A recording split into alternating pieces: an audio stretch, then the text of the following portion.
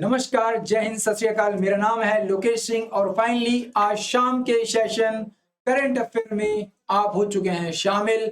आईएफएएस के अगर YouTube channel पर आप लोग मुझे देख रहे हैं तो ये सौभाग्य की बात है कि फाइनली अब करंट अफेयर का वीडियो रेगुलर आपके पास पहुंच रहा है।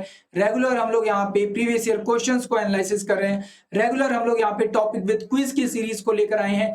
और प्लीज आप सभी लोगों से रिक्वेस्ट है, जितना हो सके उतना ज्यादा इन वीडियोस को शेयर कीजिए, अपने दोस्तों भाई बहनों तक पहुंचाइए ताकि ज्यादा से ज्यादा लोग हम तक पहुंच सके, हम आप लोगों के थ्रू और लोगों तक पहुंच सके, एक अवेयरनेस ला सके। ये फ्री प्रोग्राम जो हमारे थ्रू चलाया जा रहा है वो सिर्फ इसलिए चला जा रहा है ताकि जब आप दिसंबर में अपना एग्जाम देने जाएं तो हम लोग आपकी मैक्सिमम तैयारी करवा चुके हों, हम आपको इतना तैयार कर चुके हो कि आप आराम से अपने एग्जाम में मैक्सिमम क्वेश्चंस को अटेम्प्ट कर पाए। मैं आपको बताना चाहूंगा, मैं दिन में 3 बार आपके लिए एक सीरीज लेकर आता हूं। पहली जो सीरीज है वो है हमारी ठीक 11 बजे की सीरीज है जिसमें आपके प्रीवियस ईयर क्वेश्चंस होते हैं। इसके बाद हमारी एक दूसरी सीरीज आती है जहां पर हम लोग आपके लिए क्वेश्चंस के साथ साथ एक टॉपिक भी लेकर आते हैं और ये ठीक हमारी होती है 1 बजे की सीरीज। एंड इसके बाद एक और सीरीज हमारी आती है जो बहुत इंपॉर्टेंट है और वो है शाम को ठीक 7 बजे वाली सीरीज हमारी। ध्यान रखिए, शाम को 7 बजे हम लोग करंट अफेयर लेकर आते हैं। यहाँ पे जो हमारी टॉपिक चलता है वो है टॉपिक विद क्विज।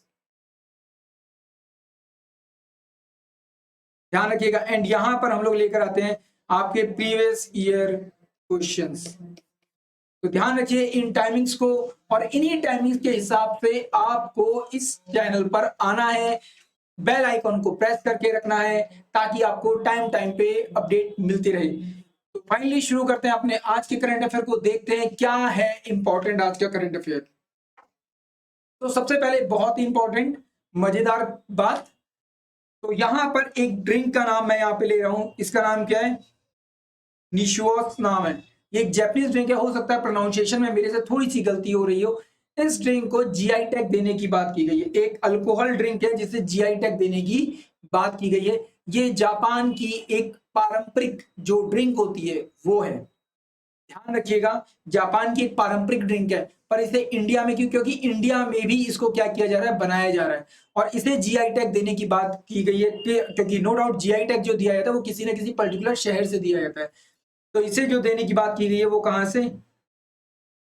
चेन्नई से देने की बात की गई है। कहां से देने की बात की गई है? चेन्नई से देने की बात की गई है। अब आपको ये पॉइंट अपने एग्जाम के पॉइंट ऑफ व्यू से याद रखना है कि चेन्नई ने इसके लिए अप्लाई किया है जीआई टैग के लिए। और कौन सी ड्रिंक है? एक जापानीज ड्रिंक है जो कि चावलों के माध्यम से क्या होती है, तैयार होती है। ध्यान रखिएगा क्या चेन्नई, आपको यहाँ पे ध्यान रखना है। आपके लिए इंपॉर्टेंट टॉपिक हो चुका है जीआई टैग। ऑलमोस्ट इंडिया में सब बहुत सारे जीआई टैग्स हैं, हर जगह जीआई टैग्स बांटे गए हैं। अब आपको सर कितने जीआई टैग्स याद रखें? मैं आपसे ये नहीं कहूंगा कि सारे के सारे जीआई टैग याद रखो, आपको जीआई टैग का महत्व पता होना चाहिए, क्यों दिया जा रहा है ये पता होना चाहिए, और साथ ही साथ हाल ही में किसे दिया गया ये पता होना चाहिए। मैं ये बिल्कुल भी नहीं कहूंगा कि आप पूरी की पूरी जीआई टैग की लिस्ट याद कर लो। रट्टू तोता हमको नहीं करना, स्मार्टली वर्क करना है। कुछ कुछ चीजें बहुत इंपॉर्टेंट होती हैं जो बहुत ज्यादा एग्जाम में हिट करती हैं। फॉर एग्जांपल जैसे लकड़ी के खिलौनों को लेकर बात होती है तो बनारस का नाम बहुत ज्यादा आता है। बनारसी साड़ी के लिए बनारस का नाम बहुत ज्यादा आता है। पीतल के काम के लिए, पीतल के जो बर्तन होते हैं, पीतल का जो काम होता है उसके लिए मुरादाबाद बहुत ज्यादा जाना जाता है। तो आपको इस तरीके से चीजों को याद रखना है जो कि आपके लिए इंपॉर्टेंट हो सकती है, एग्जाम के पॉइंट ऑफ व्यू से इंपॉर्टेंट हो सकती है। हर किसी को याद रखने की जरूरत नहीं है। अब फॉर एग्जांपल जैसे अभी वर्ल्ड का सबसे ज्यादा बेहतरीन चावल का ब्रांड इंडिया का एक ब्रांड बना है जिसका नाम है इंडिया गेट बासमती राइस। हम लोग ये नॉर्मली इंडिया में हम लोग खाते ही हैं चावल, और ये ब्रांड भी नॉर्मली हम सभी के घरों में, ज्यादातर लोगों के घरों में आता है, ज्यादातर लोगों ने इसका नाम सुना है। पर वर्ल्ड का सबसे ज्यादा बेहतरीन ब्रांड चावल का जो माना गया वो इंडिया का माना गया है। अब इससे पहले इंडिया गेट बासमती राइस हमारे लिए एक नॉर्मल चावल का ब्रांड था, बट अब ये हमारे लिए क्या बन गया, एक क्वेश्चन बन गया। तो आपको जो भी चीजें याद रखनी है वो इसी हिसाब से याद रखनी है। आई होप मेरी बात आपके दिलों तक पहुंच रही होगी, आपको बात समझ में आ रही होगी मैं यहाँ पे आपसे क्या कहना चाह रहा हूं। चलिए, वेरी गुड, आगे बढ़ते हैं, ये चीज आप याद रखिएगा। ठीक है, नेक्स्ट टॉपिक देखते हैं। नेक्स्ट क्या है? Bharati Das take a charge of 27th controller auditor general of account. Controller auditor general of India आपने सुना होगा, सीएजी का एक पद है क्या? एक सीएजी का क्या होता है? पद होता है एक, आपने ये नाम सुना होगा काफी बार, ठीक है। और अगर पॉलिटी आप पढ़ रहे हो तो पॉलिटी में भी आपने सुना होगा। कौन सा आर्टिकल, क्या कोई कमेंट करके बताएगा जल्दी से, आर्टिकल बताओ। इस टॉपिक के बाद अपन भी आर्टिकल आपको बता देंगे कौन सा आर्टिकल आता है। तो सीएजी का यहाँ पे जो पद होता है वो यहाँ पे किसको दिया गया? भारती दास को दिया गया। किसको दिया गया? भारती दास को यहाँ पर सीएजी का पद दिया गया है। ध्यान रखिएगा, ये चीज आपके लिए इंपॉर्टेंट हो सकता है, ठीक है। ये किसको रिप्लेस करेंगी? सोनाली सिंह को रिप्लेस करेंगी। किसे रिप्लेस करेंगी? सोनाली सिंह जी को रिप्लेस करेंगी, ठीक है। अब यहाँ पे आर्टिकल मैंने पूछा था, जितने लोगों ने कमेंट कर दिया बहुत अच्छी बात है। कमेंट नहीं किया है तो मैं बता देता हूँ, आर्टिकल हमारा कौन सा? 148। इस आर्टिकल के अनुसार, संविधान के इस आर्टिकल के अनुसार एक जो सीएजी होता है उसको उसके पद पर बैठाया जाता है by the recommendation of council of ministers. और बैठा था कौन है? वो बैठा था कौन? भारत का कौन? राष्ट्रपति। भारत का कौन? प्रेसिडेंट इंडिया का। राष्ट्रपति यहाँ पर पद पे बैठा था। ध्यान रखना, ये रिपोर्ट भी उसी को करता है। एक तरह से सरकार, जैसे एक कंपनी को चलाने के लिए हमें सीए की जरूरत होती है, ठीक वैसे ही सरकार को भी यहाँ पे सीए की जरूरत होती है, जो कि पूरे के पूरे बही खाते की अकाउंटिंग को हैंडल करता है, ऑडिट करता है, और कंप्लीट करने के बाद इसे प्रेजेंट करता है प्रेसिडेंट को। और प्रेसिडेंट के कहने पर फाइनली इसे प्रेजेंट किया जाता है कहाँ पर? पार्लियामेंट में। और पार्लियामेंट में इसकी जो रिपोर्ट होगी, उसी रिपोर्ट के ऊपर कौन सी कमेटी बनाई जाती है? ये पब्लिक अकाउंट कमेटी बनाई जाती है। तो आई होप आप ये चीज यहाँ पे याद रखोगे। ये पॉइंट भी आई होप क्लियर हो चुका होगा। अगर किसी को किसी भी तरीके का कोई डाउट है तो प्लीज आप लोग मुझे यहाँ पर पिंग कर सकते हो, कमेंट करके पूछ सकते हो। मैं बिल्कुल आपकी जो भी शिकायतें हैं, जो भी यहाँ पर आपके डाउट्स होंगे, उनको यहाँ पे क्लियर करने की कोशिश करूंगा। नेक्स्ट टॉपिक को देखते हैं। बहुत इंपॉर्टेंट पॉइंट था ये वाला, आर्टिकल भी याद रखना। यहाँ पे बारबरा डी मैटक्लेफ, इनको अवार्ड दिया गया है। कौन सी यूनिवर्सिटी ने दिया है? तो आपने नाम सुना होगा, एएमयू, अलीगढ़ मुस्लिम यूनिवर्सिटी के द्वारा यह अवार्ड दिया गया है। और अवार्ड का नाम क्या है? Sir Syed excellence international award. Sir Syed excellence international award. और ये अवार्ड दिया क्यों गया है? इन्होंने लगातार काफी ज्यादा हिस्टोरिकल वर्क किया है, जो मुस्लिम इंडियंस हैं और पाकिस्तानी हैं उनको लेकर। उनके ऊपर कई महत्वपूर्ण सॉरी, कई महत्वपूर्ण यहाँ पर किताबें लिखी गई हैं इनके द्वारा। तो ये चीज आपके लिए हो गई है इंपॉर्टेंट। सर सैयद अहमद खान के द्वारा माउंटेन एंग्लो इंडियन जो कॉलेज था उसकी यहाँ पर स्थापना की गई थी। आपको ये भी शायद आई होप पता होगा। आपको मैं एक चीज बता देता हूँ, ये जो कॉलेज था ये स्थापित किया गया अलीगढ़ में। आगे चलकर इसी वजह से इसका नाम अलीगढ़ मुस्लिम यूनिवर्सिटी हो गया, ठीक है। ये जो दिया गया था, अच्छा यहाँ पर एक बड़ी मजेदार चीज आपसे मैं क्वेश्चन पूछना चाहूंगा। इस यूनिवर्सिटी के लिए, इस स्कूल के लिए, पहले शुरुआत में स्कूल था, फिर ये कॉलेज बना, कॉलेज से फिर यूनिवर्सिटी बना। इस कॉलेज के लिए या स्कूल के लिए शुरुआत में जमीन किसके द्वारा दी गई थी? बहुत ही इंपॉर्टेंट क्वेश्चन है, हाल ही में बहुत ज्यादा चर्चा में था। और इस वक्त जिस राजा के द्वारा यहाँ पर जमीन दी गई थी, उन्हीं राजा के नाम से एक और यूनिवर्सिटी यहाँ पे शुरू की गई है। और ऐसा कहा जाता है ये जो यूनिवर्सिटी थी ये 99 ईयर्स की लीज पर दी गई थी। कितने? 99 ईयर्स की लीज पर दी गई थी। ध्यान रखिएगा, कितने? 99 ईयर्स की लीज पर दी गई थी। और यहाँ पे आपको रिप्लाई क्या करना है? आपको मुझे रिप्लाई करके ये बताना है उस राजा का नाम क्या था, अलीगढ़ के उन राजा का नाम क्या था जिन्होंने 99 ईयर्स के लिए लीज पर दी थी। आज के टाइम पर इन्हीं के पूर्वजों ने केस कर रखा है कि ये जमीन हमको वापस दो या फिर इसका रेंट हमको दो। बहुत मजेदार सा किस्सा है। और फाइनली यहाँ पर इसी अलीगढ़ मुस्लिम यूनिवर्सिटी के बगल में यहाँ पर एक और यूनिवर्सिटी स्टैब्लिश की जा रही है, और इन्हीं राजा जी के नाम से की जा रही है। आपको बताना है उस राजा का नाम क्या है। और अलीगढ़ का रिसेंटली नाम चेंज करने की बात हुई थी, आपने सुना होगा। अलीगढ़ का नाम चेंज करके हरिगढ़ किया जाना है। और काफी जगह पर हरिगढ़ नाम इस्तेमाल भी लोग कर रहे हैं, क्योंकि पुराना नाम अलीगढ़ का ऐसा कहा जाता था कि हरिगढ़ था। तो आई होप आपको ये चीज समझ में आ गई होगी। तो इन्होंने इंडिया और पाकिस्तानी जो मुस्लिम थे उनके लिए काफी ज्यादा काम किया है, काफी सारी इंपॉर्टेंट बुक्स लिखी हैं, उनके हिस्ट्री को लेकर काफी ज्यादा काम किया है, जिसकी वजह से इनको ये अवार्ड दिया गया है, ठीक है। 205वें बर्थडे पर या बर्थ एनिवर्सरी पर किसकी? सर सैयद अहमद खान की। सर सैयद अहमद खान चाहते थे, देखो ये बहुत अजीब बात है। आप ऐसे सोचो, अलीगढ़ मुस्लिम यूनिवर्सिटी इस वक्त पैरवी कर रही है उन लोगों की जो लोग ये कहते हैं, ये मानते हैं कि जो महिलाएँ हैं, मुस्लिम जो महिलाएँ हैं, उनके द्वारा बुर्के को धारण करके रखना चाहिए, अपने आप को बुर्के में, हिजाब में हमेशा कवर करके रखना चाहिए। जबकि सर सैयद अहमद खान ये चाहते थे कि जो मुस्लिम समाज है, वो ज़्यादा से ज़्यादा वेस्टर्न एजुकेशन को एक्वायर करे, वेस्टर्न एजुकेशन को धारण करे। जो पश्चिमी शिक्षा है उसको एडॉप्ट करे, ताकि उनका क्या ग्रोथ हो सके, ताकि वो समाज में आगे बढ़ सकें। और यहाँ पे बिल्कुल उल्टी कहानी हमको देखने को मिल रही है। सोचो उनके विचार कितने ज़्यादा प्रबल रहे होंगे मुस्लिम समाज को सुधारने के लिए।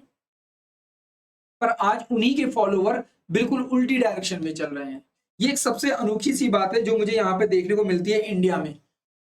इसीलिए कई बार लोग बोलते हैं, मज़ाक बनाते हैं, हिपोक्रेसी की भी सीमा होती है। चलिए, तो मज़ाक की बात अलग है। फाइनली यहाँ पे ध्यान देते हैं, Adani airport appoint the Arun Bansal as a CEO. Adani airports के जो अभी सीईओ डिसाइड किए गए हैं, कौन? अरुण बंसल जी डिसाइड किए गए हैं। ध्यान रखिएगा, ये एक एग्जीक्यूटिव मूव है, बहुत इंपॉर्टेंट यहाँ पे इंफॉर्मेशन है। अरुण बंसल इससे पहले भी कई इंपॉर्टेंट पद पर रह चुके हैं, पर आपको फिलहाल इतना ज्यादा जानने की जरूरत नहीं है। सिर्फ अगर आपसे कुछ पूछेगा तो सिर्फ इतना ही पूछेगा। अरुण बंसल की डिटेल में आपको जानने की जरूरत नहीं है कि क्या थे, कहाँ से शुरू किया था, पढ़ाई क्या की थी। ये सब चीजें हमारे एग्जाम में इंपॉर्टेंट नहीं है, आपके लिए सिर्फ इतना ही इंपॉर्टेंट रखता है। ठीक है, इस वक्त अडानी पोर्ट वर्ल्ड का सेकंड सबसे बड़ा लॉजिस्टिक मतलब एयर पोर्ट को हैंडल करने वाला एक ऑर्गेनाइजेशन है, सबसे बड़ी। ठीक है, और इस वक्त ये एयरपोर्ट्स में भी क्या कर रहे हैं, अपने आप को एक्सपेंड कर रहे हैं। ये डिफरेंट डिफरेंट एयरपोर्ट्स इंडिया में डेवलप करने का भी क्या कर रहे हैं, काम कर रहे हैं। इससे पहले आपने अडानी पोर्ट्स का नाम सुना होगा। एयरपोर्ट्स की सर्विसेज अभी रिसेंटली शुरू हुई है अडानी पोर्ट्स में। आप लोगों ने मे बी शेयर्स का भी सुना होगा कि अभी कुछ 6 महीने पहले का ये इंसिडेंट था, जब सडनली बहुत ज्यादा शेयर्स इनके डाउन हो गए थे और बहुत सारी जो नशीले पदार्थ थे वो अडानी पोर्ट में प्राप्त हुए थे। तो आई होप आपको ये पूरा इंसिडेंट पता होगा। चलिए, इस तरीके से चीज़ों को थोड़ा इनोवेटिव तरीके से अपने साथ जोड़ लीजिए, याद कर लीजिए। फाइनली यहाँ पर हम लोग बात करें स्वीडन के न्यू पीएम की, तो नए पीएम जो अपॉइंट किए गए स्वीडन के, उनका नाम क्या है? Ulf Christensen.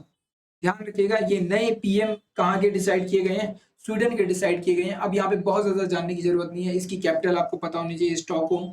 और इसकी करेंसी क्या है? तो इसकी करेंसी है स्वीडिश क्रोना है। आई होप यहाँ पे ये चीज़ क्लियर हो गई होगी। ठीक है, इससे पहले जो पहली महिला प्रधानमंत्री यहाँ पर बनी है, उनका नाम क्या है? एंडरसन है। आई होप यहाँ पे चीजें क्लियर हो चुकी हैं। अगर किसी को कोई डाउट है तो पूछ सकता है। देखो, इस तरह की जो बेसिक चीजें आती है ना, यहाँ पे आपको अपना टाइम बर्बाद करने की जरूरत नहीं है। छोटी छोटी बातें हैं, आपको सीधे सीधे याद रखना है। अब ये क्या इंसिडेंट थोड़ा सा एक साथ आ गया। स्वीडन से ही नोबेल प्राइज, आपको पता होगा नोबेल प्राइज के बारे में हम लोगों ने अभी 19 तारीख, सॉरी 11 तारीख को ही हम लोगों ने पढ़ा था नोबेल प्राइज को लेकर। और यहाँ पर भी सेम चीज क्या हो रही है, रिपीट हो रही है। तो हो सकता है मे बी फ्यूचर में आपसे पूछ ले कि हाल ही में नोबेल प्राइज जिस कंट्री स्वीडन के द्वारा दिया जाता है, वहां पर हाल ही में एक प्रधानमंत्री बनाए गए हैं, उनका नाम क्या है। तो इस तरह की चीजें आपको याद रखनी है। और प्लीज, जितने भी लोग वीडियो देख रहे हैं, प्लीज इस वीडियो को लाइक कीजिए, कमेंट कीजिए, शेयर कीजिए और सब्सक्राइब भी कीजिए। और हाँ, मैं एक चीज कहना चाहूंगा, आप लोग कमेंट करके मुझे ये बताइए कि आप कौन कौन से टॉपिक्स के ऊपर वीडियो चाहते हैं। उन टॉपिक्स के ऊपर हम लोग इनोवेटिव तरीके से वीडियोस को प्रेजेंट करेंगे, आपके सामने लेकर आएंगे, ताकि आप लोग ज़्यादा से ज़्यादा अपना एंगेजमेंट रखो, ज़्यादा से ज़्यादा हमारे साथ जुड़े रहो। ज़्यादा से ज़्यादा हम लोग आपको बेहतर तरीके से, इनोवेटिव तरीके से चीज़ों को पहुँचा सकें आप तक, ताकि आप आसानी से चीज़ों को याद कर सकें। चलिए नेक्स्ट टॉपिक देखते हैं। बहुत ही इंपॉर्टेंट पर्सन, नो डाउट एक बहुत फेमस एक्टर हैं, जितेंद्र शास्त्री। आपने इनको मिर्जापुर वेब सीरीज में देखा होगा। ठीक है, इनका हाल ही में निधन हो गया है, तो आपको पता होना चाहिए। ठीक है, अब आपसे बहुत ज़्यादा डिटेल में तो नहीं पूछेगा, पर हाँ ये ज़रूर पूछेगा, हाल ही में एक बहुत मशहूर व्यक्ति जितेंद्र शास्त्री जी का निधन हुआ है, वो किस इंडस्ट्री से जुड़े हुए हैं। ठीक है, तो आपको पता होना चाहिए, वे एक कला से जुड़े हुए हैं, मतलब कि एक एक्टर हैं। ठीक है, नेक्स्ट देखते हैं। वाइल्ड लाइफ बोर्ड ने अप्रूव किया है मध्य प्रदेश में एक और टाइगर रिजर्व के लिए। ये रिजर्व कहाँ पे बनाया जाएगा? तो मध्य प्रदेश के नरसिंहपुर, ठीक है, देमुआ और सागर डिस्ट्रिक्ट में बनाया जाएगा। मतलब इन तीनों डिस्ट्रिक्ट के थोड़े थोड़े एरियाज को एक्वायर करके उसको क्या एक टाइगर रिजर्व में कन्वर्ट किया जाएगा। ठीक है, मेंटेन किया जाएगा। वहां पे जो नॉर्मल जनता होती है उसके आवागमन को थोड़ा सा कम किया जाएगा, ताकि वहां पर मतलब एक फ्री इन्वायरमेंट मिल सके शेयरों को, ठीक है। जिस तरीके से शेयरों की आबादी हिंदुस्तान में बढ़ रही है, उस तरीके से हम लोगों को यहाँ पर उनके लिए भी क्या करना पड़ेगा, उनको उनका अपना नेचुरल हैबिटेट, उनको अपना उनका एक घर देना पड़ेगा। पहले जंगल हुआ करते थे, इंसानों ने क्या किया, यहाँ पे आकर पूरे के पूरे जंगलों को खत्म किया। जब जंगल खत्म किए तो ये शेर बाघ हुआ करते थे, ये सब क्या शहरों की तरफ मूव करने लगे, लोगों के ऊपर अटैक करने लगे। लोगों ने फिर उनका शिकार करना शुरू कर दिया। इसके ऊपर एक मूवी आई थी पीलीभीत को लेकर, मुझे नाम याद नहीं आ रहा। पंकज त्रिपाठी उसमें लीडिंग रोल थे। तो मुझे पता नहीं वो आई है नहीं आई ये मूवी, पर मैंने इसका सुना था। पीलीभीत में भी सेम यही कंडीशन होती थी कि वहां पे जो टाइगर रिजर्व है, दुधवा नेशनल पार्क, वहां पर सरकार ने डिसाइड किया था कोई भी शेरों को नहीं मारेगा, पर अगर किसी को शेर खा जाता है, पकड़ लेता है, मार देता है, तो ऐसे में उसके परिवार को 10 लाख रुपए का मुआवजा देगा। वहां पे गरीब लोगों के द्वारा क्या किया गया, अपने कुछ परिवारों ने, कुछ ऐसे लोगों ने किया था कि अपने घर के बड़े बुजुर्ग को ले जाकर जंगल में छोड़ा है और ये शोर मचा दिया कि जो शेर था वो उनको पकड़ कर ले गया। ऐसे में सरकार से उनको 10 लाख रुपए का मुआवजा मिल गया। तो इस तरह की कुछ घटनाएं भी हमको देखने को मिली, जहां पर कहीं ना कहीं ह्यूमन और शेरों का आपस में बहुत ज्यादा नेगेटिव एक इंटरेक्शन देखने को मिलता है। आई होप आपको ये बात समझ में आ रही होगी। अगर किसी को किसी भी तरह का डाउट है तो यहाँ पे पूछ सकता है मेरे से। प्लीज एक बार कमेंट करके मुझे बताइए। ठीक है, चलिए शुरू करते हैं। नेक्स्ट पॉइंट को देखते हैं जरा अपने। आई होप ये चीज क्लियर हो चुकी होगी। इस वक्त विश्व में सबसे ज्यादा जो टाइगर रिजर्व है, इस वक्त विश्व में सबसे ज्यादा जो टाइगर है वो इंडिया में ही है, ये भी ध्यान रखना। इसीलिए हमारा एक राष्ट्रीय प्रतीक के रूप में जाना जाता है इसको। चलिए नेक्स्ट देखते हैं। हरदीप सिंह पुरी जी के द्वारा यहाँ पर एशिया का लार्जेस्ट कॉम्प्रेस्ड गैस प्लांट क्या किया गया, स्थापित किया गया। बहुत ही इंपॉर्टेंट, एशिया का लार्जेस्ट, ध्यान रखिएगा। ये इसी को क्या कर रहे हैं, हरी झंडी दिखा रहे हैं। ये कंपनी है जर्मनी की, उसके द्वारा यहाँ पर क्या किया गया, इंडिया के साथ, इंडिया की हेल्प करके या एफडीआई प्रोवाइड करके डेवलप किया गया। कहाँ पर किया गया, ये पंजाब में किया गया, ध्यान रखिएगा इस चीज का। ठीक है, इसीलिए आपको यहाँ पे भगवत मान जी भी दिखाई दे रहे हैं जो कि पंजाब के सीएम है। चलिए, तो फाइनली यहाँ पे आपको समझ में आ गया इसकी जो कैपेसिटी है वो क्या, 300 टन तक के जो पैडी है उसको कन्वर्ट करने की है, जिसमें वो क्या करेगा, गैस में कन्वर्ट करेगा इसे, और गैस से कन्वर्ट करके क्या, बायोडिग्रेडेबल गैसेस में बायो एनर्जी के रूप में क्या करेगा, हमें अवेलेबल करवाएगा। ठीक है, हम लोग इस वक्त बहुत ज्यादा जूझेंगे, आगे चलकर भी इस समस्या से बहुत बड़ा ज्यादा हमें इस समस्या को क्या करना पड़ेगा, टैकल करना पड़ेगा कि हमारे पास जो फ्यूल होगा वो कम पड़ जाएगा। इस वक्त विश्व का 6ठे नंबर पे सबसे ज्यादा फ्यूल हमारे पास स्टॉक के रूप में 3.2%, और इंडिया लगातार स्टॉक करता जा रहा है ताकि निकट भविष्य में अगर हमको जरूरत पड़े तो ऐसा ना हो हमको हाथ फैलाना पड़े, हमको बहुत महंगे दामों पर खरीदना पड़े। हमारे पास एटलीस्ट इतना फ्यूल हो कि इमरजेंसी में हम लोग उसका इस्तेमाल कर सकें। ठीक है, इसीलिए गवर्नमेंट बहुत ज्यादा फोकस कर रही है सीएनजी की तरफ। ठीक है, बहुत ज्यादा फोकस कर रही है आपके क्या, फ्लेक्स इंजन की तरफ, कि आपका ऐसा इंजन तैयार किया जैसा यूरोपियन कंट्रीज में होता है कि गाड़ियों में इस तरीके का इंजन लगाया जाता है, फ्लेक्स इंजन, जिसमें आप किसी भी तरीके का फ्यूल डालकर आप उसको क्या कर सकते हो, इस्तेमाल कर सकते हो। पर इंडिया में क्या है कि गाड़ियां पेट्रोल अलग बनती है, डीजल अलग बनती है। तो जब आप यूरोपियन कंट्रीज में इस तरह की गाड़ियां लेकर आ रहे हो, इतने सस्ते में इस तरह की गाड़ियां वहां अवेलेबल करवा रहे हो, तो आप इंडिया में क्यों नहीं करवा रहे हो इस तरह की गाड़ियां अवेलेबल। नितिन गडकरी जी का अगर आप बयान सुनते हो, अगर उनको फॉलो करते हो, तो आपको इस चीज के बारे में अच्छे से पता चल जाएगा। इसके अलावा वो साथ ही साथ क्या, हाइड्रोजन फ्यूल पर बहुत फोकस कर रहे हैं, इलेक्ट्रॉनिक व्हीकल्स की तरफ बहुत फोकस कर रहे हैं, फ्लेक्स इंजन की तरफ फोकस कर रहे हैं कि हम किसी भी तरीके के इंजन का इस्तेमाल करें, पर उसमें फ्यूल कोई भी टाइप का हो, सब चलना चाहिए। आप इस तरीके के इंजन को क्या, इंडिया में भी इंट्रोड्यूस करो। तो आई होप आपको मेरी बात समझ में आई होगी यहाँ पर। ठीक है, इसके साथ साथ कहीं ना कहीं पंजाब उस समस्या से भी लड़ेगा जो पराली जलाने और इन सब को लेकर होती है, तो उस समस्या से भी निपटने के लिए यहाँ पे पंजाब को क्या मिलेगी, अच्छी खासी हेल्प मिल जाएगी। चलिए आगे बढ़ते हैं, नेक्स्ट देखते हैं। Global multi dimensional poverty index 2022, यहाँ पे इंडिया को क्या किया गया, एक जैसे बोलते हैं कि एक नंबर दिया जाता है, या फिर एक तरह से रैंकिंग जब दी जाती है, तो रैंकिंग के लिए क्या, एक स्कोर दिया जाता है। तो इंडिया का स्कोर अगर हम लोग 2005 2006 में देखें और अब प्रेजेंट में देखें 2015-16 में, और अब इंडिया का जो स्कोर है वो क्या है, 0.069। ठीक है, इस वक्त भी इंडिया में कई ऐसे लोग हैं जो इस वक्त 2 वक्त की रोटी भी ठीक से प्राप्त नहीं कर पा रहे। यहाँ पर आप देख सकते हो 41.5 करोड़ लोग ऐसे हैं जो इस वक्त भी पॉवर्टी जो लाइन है हमारी, उसके नीचे ही अपना जीवन जी रहे हैं। जबकि सरकार लगातार इस तरह की बहुत सारी स्कीम्स लेकर आती है। 1/3 ऑफ पॉपुलेशन हमारी ऐसी है जो इस वक्त भी इस समस्या से जूझ रही है लगातार। और नो डाउट ऐसा होने का केवल एक कारण ये नहीं है कि हाँ लोग गरीब हैं, इसका एक कारण ये भी है कि लगातार हम लोग जो समस्याओं से जूझ रहे हैं, जैसे 2 साल से तो हम लोग कोविड से जूझ रहे थे। कोविड में लोग काम पर नहीं जा पा रहे थे, जो इनकम उनकी रेगुलर बेसिस पे होती थी, वो इनकम जनरेट नहीं हो पा रही थी, जबकि सरकार लगातार इनको हेल्प प्रोवाइड करवा रही थी। पर हर घर तक हेल्प नहीं पहुँच पाती, ये हमको कहीं न कहीं मानना पड़ेगा। और सरकार भी ये चीज़ जानती है कि वो हर घर तक, हर व्यक्ति के हाथ तक सहायता नहीं पहुँचा पाती। और कहीं न कहीं उसी का असर है कि इंडिया में पॉवर्टी जैसी समस्या हमको देखने को मिलती है। जानना ये है कि global multi dimensional poverty index जो है, ये कौन-कौन से मापदंडों के ऊपर क्या करता है, इन चीज़ों को स्टडी करता है। इन चीज़ों को स्टडी करता है, ये चीज़ जाननी हमारे लिए ज़्यादा इम्पोर्टेंट है। अब यहाँ पे ज़रा देखते हैं कि आखिर कौन-कौन सी चीज़ों को ये स्टडी करता है। तो ये करता है हेल्थ को, एजुकेशन को और स्टैंडर्ड ऑफ लिविंग को। 3 चीज़ें ध्यान रखना, एग्ज़ाम में ये तीनों पूछी जाती हैं, health, education and standard of living. अब जो यूपीएससी डिफेंस के एग्जाम की तैयारी करें उनके लिए थोड़ा-सा ज़्यादा आता है यहाँ पर। अब वो ज़्यादा क्या पूछा जाएगा? वो पूछा जाएगा हेल्थ में कौन-कौन सी चीज़ों को देखता है, तो न्यूट्रिशन एंड चाइल्ड मोर्टेलिटी। इसके अलावा एजुकेशन की बात करें तो school of year of schooling and school attendance को देखता है, स्टडी करता है। और अगर लिविंग स्टैंडर्ड की बात करें तो यहाँ पे कुकिंग फ्यूल की बात करेगा, सैनिटेशन की बात करेगा, ड्रिंकिंग वाटर की बात करेगा, इलेक्ट्रिसिटी की, हाउसिंग की एंड एसेट्स की बात करेगा।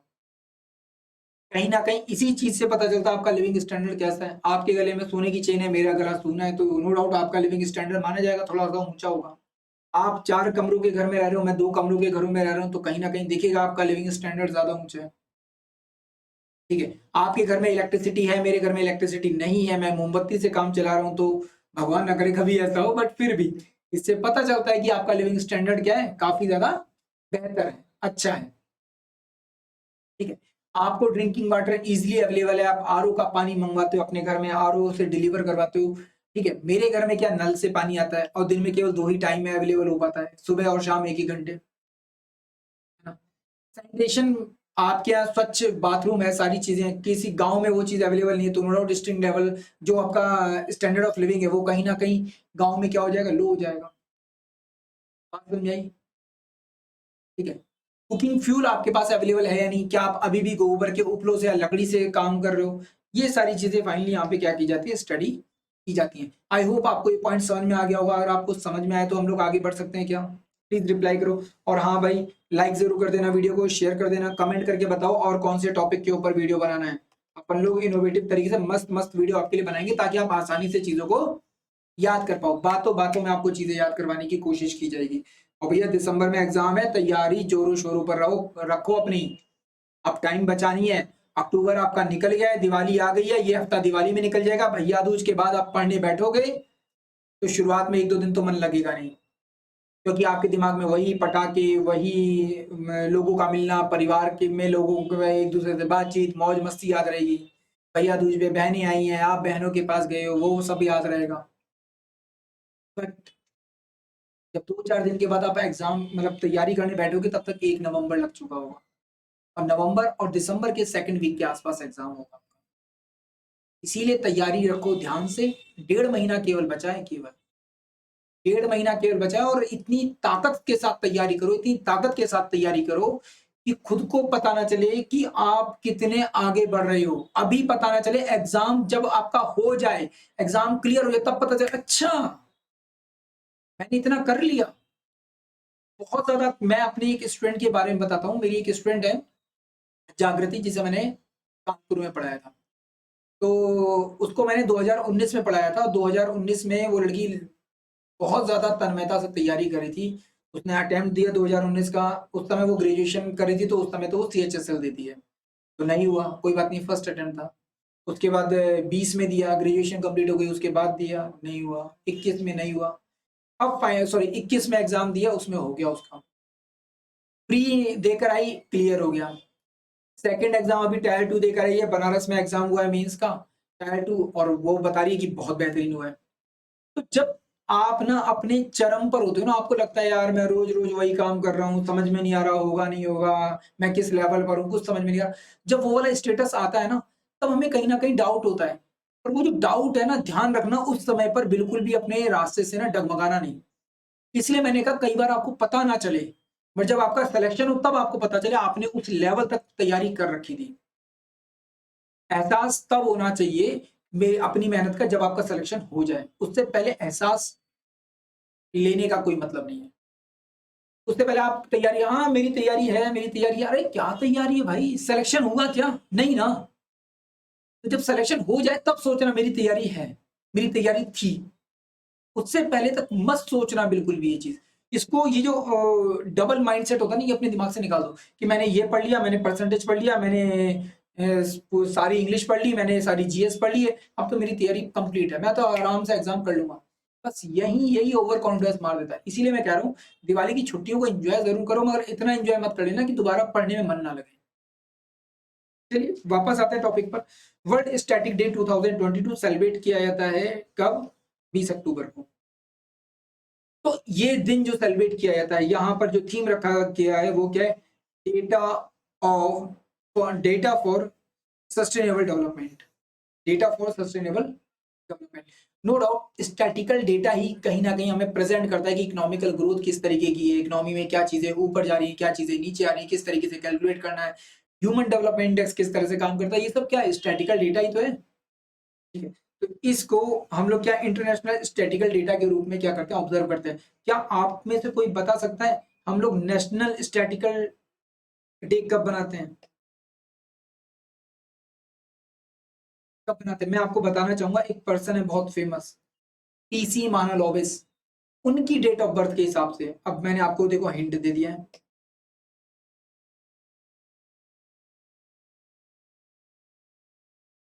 पीसी मानलोबिस का जो डेट ऑफ बर्थ है सॉरी, पीसी मानलोबिस की जो डेट ऑफ बर्थ है, उनकी डेट ऑफ बर्थ से आप अंदाज़ा यहाँ पे लगा सकते हो कि आंसर क्या होगा। अब आप मुझे तारीख बताइए कौन-सी तारीख को हम लोग इसको सेलिब्रेट करते हैं? पीसी मानलोबिस के द्वारा ही हमारा क्या स्टैटिकल जो इंस्टीट्यूट है, सेंट्रल स्टैटिकल ऑर्गेनाइजेशन, उसका एस्टेब्लिशमेंट इन्हीं की रिकमेंडेशन पर हुआ था। फाइनली इसको ऑब्जर्व करना, इंटरनेशनल स्टैटिकल डेटा को ऑब्जर्व करना कब से शुरू किया गया है? तो 20 अक्टूबर 2010 से इसको शुरू किया गया है। ठीक है? इंडिया वाले का जवाब आप लोगों को देना है। जो लोग कमेंट करेंगे मैं स्पेशली उनके कमेंट के ऊपर लिखूँगा, मार्क करूँगा। ठीक है? चलिए, तो आई होप आपको यहाँ तक का जो भी आज का करंट अफेयर था वो पसंद आया होगा। अगर किसी को किसी भी तरह का डाउट है तो प्लीज़ मुझे पूछना और मुझे बताओ मैं कौन से टॉपिक के ऊपर आपके लिए वीडियो बनाऊँ? प्लीज़ मुझे बताओ हम कौन से टॉपिक के ऊपर वीडियो बनाएँ? अगर आप इस वीडियो को देख रहे हो तो बहुत अच्छी बात है। प्लीज़ वीडियो को लाइक कीजिए, कमेंट करके बताओ कि आपको वीडियो कैसा लगा? कौन-कौन सी चीज़ों की आपको कमी लगी आप वो भी बताइए। हम लोग उसके ऊपर भी काम करेंगे और कौन से टॉपिक के ऊपर आप वीडियो चाहते हो हम वो भी बताइए। हम उनके ऊपर भी इनोवेटिव तरीके से वीडियो बनाएँगे। प्लीज़ वीडियो को जितना हो सके शेयर करें और सब्सक्राइब करें हमारे यूट्यूब चैनल को, ताकि पता चले मेरी टीम को कि आप इस वीडियो पर कितना प्रेम दिखा रहे हैं, आप कितनी ज़्यादा हमारी मेहनत को सफल बना रहे हैं। हम आपसे किसी तरह का कोई पैसा नहीं ले रहे, बस आपसे छोटा-सा प्यार माँगा है, छोटा-सा सहयोग माँगा है। ये जो रेड कलर का बटन है, इसे प्रेस करके बस ग्रे कर दो आप।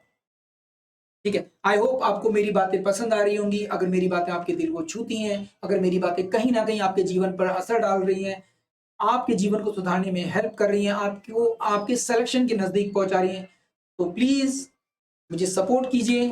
Thank you so much. जय हिंद।